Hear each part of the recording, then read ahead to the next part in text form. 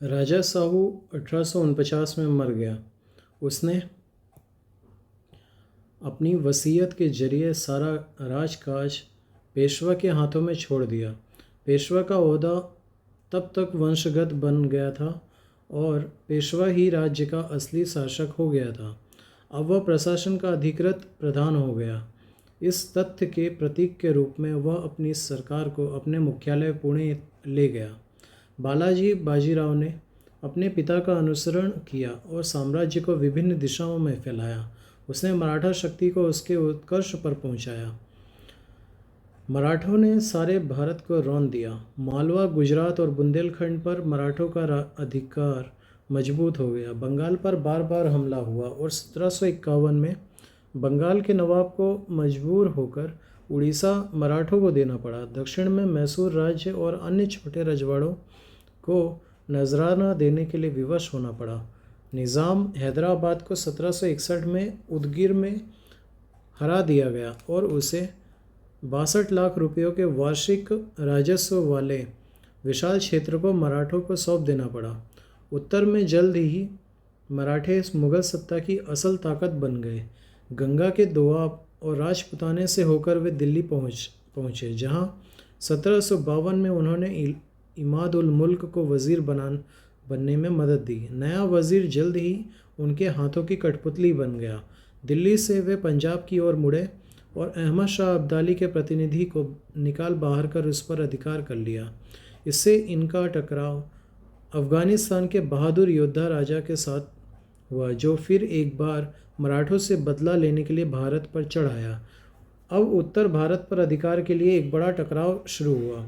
अहमद शाह अब्दाली ने रुहेलखंड के नजीब-उद-दौला और अवध के शुजा-उद-दौला से तुरंत गठजोड़ कर लिया। वे दोनों मराठा सरदारों के हाथों हार गए थे। आगामी संघर्ष की बड़ी अहमियत को देखकर पेशवा ने अपने नाबालिग बेटे के नेतृत्व में एक शक्तिशाली फौज उतारने की ओर उत्तर की ओर भेजी। उसका बेटा तो केवल नाम का ही सेनापति था, वास्तविक सेनापति उसका चचेरा भाई सदाशिव राव भाऊ था। इस फौज का एक महत्वपूर्ण भाग था यूरोपीय ढंग से संगठित पैदल और तोपखाने की टुकड़ी, जिसका नेतृत्व इब्राहिम खां गर्दी कर रहा था। मराठों ने अब उत्तरी शक्तियों में सहायक ढूंढने की कोशिश की, मगर उनके पहले के व्यवहार और राजनीतिक महत्वाकांक्षाओं ने उन सब शक्तियों को नाराज कर दिया था। उन्होंने राजपूताना के राज्यों को आंतरिक मामलों में हस्तक्षेप किया था और उन पर भारी जुर्माने तथा नजराने लगाए थे। उन्होंने अवध पर बड़े क्षेत्रीय और मौद्रिक दावे किए थे। पंजाब में उनकी कार्रवाइयों ने सिख प्रधानों को नाराज कर दिया था।